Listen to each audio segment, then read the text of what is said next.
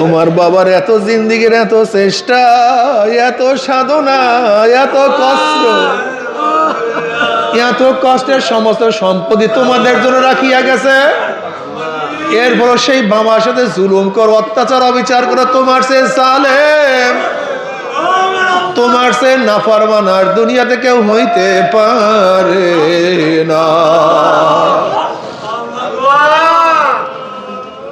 বাবা মার সাথে অবিচার করিও না, জুলুম করিও না, খেদমত করিও, খেদমত করিও।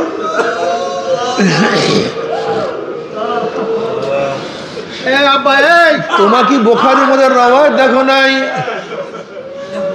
তুমি কি বুখারীর মধ্যে রওয়ায়াত দেখো নাই? জনাব মুহাম্মদ রাসূলুল্লাহ সাল্লাল্লাহু আলাইহি ওয়াসাল্লাম ফরমান, বুখারী শরীফের রওয়ায়াত আছে, একদিন আমার মা, আমার বাবা তেনার ঘুমায়া পড়ছেন। আমি দুধ নিয়ে গেলাম, বকরিগুলা মাঠে ছাড়িয়ে গেলাম। ভয় ছিল হিংস্র প্রাণী, নেকড়ে প্রাণীরা আমার বকরিগুলি খাইয়া ফেলবে। কিন্তু ওইদিকে আমার বাপ মা ক্ষুধার্ত, তাদেরকে না খাওয়াই আমি যেতে পারি না।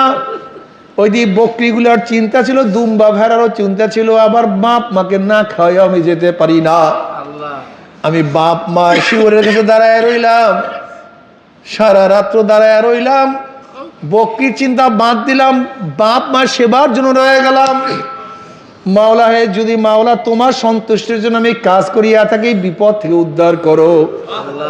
অমনি গর্তের থেকে পুরা পাথর সরিয়া গেছে, তারা বের হয়ে আসছে।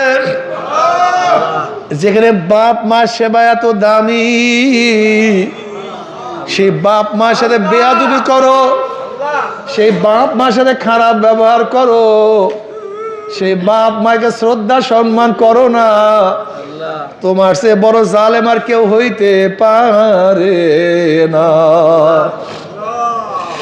নবী আলাইহিস সালাতু ওয়াস সালাম ফরমান, যেই ব্যক্তি বাপ মাকে পাইল অথবা তাদের মধ্য থেকে একজনকে পেয়েও তাদের সেবা শুশ্রূষা করিয়া জাহান্নাম থেকে নিজেকে বাঁচাইতে পারলো না, তার উপরে আল্লাহ পাকের লানত গজব।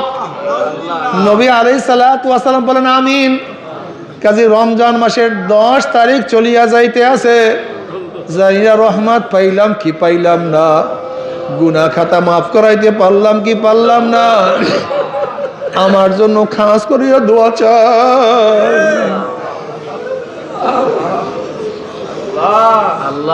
সবার কাছে দোয়া চাই যেন আল্লাহ আমাকে মাফ করিয়া দেয়, গুনার থেকে বাঁচিয়া থাকার তৌফিক দিয়া দেয়।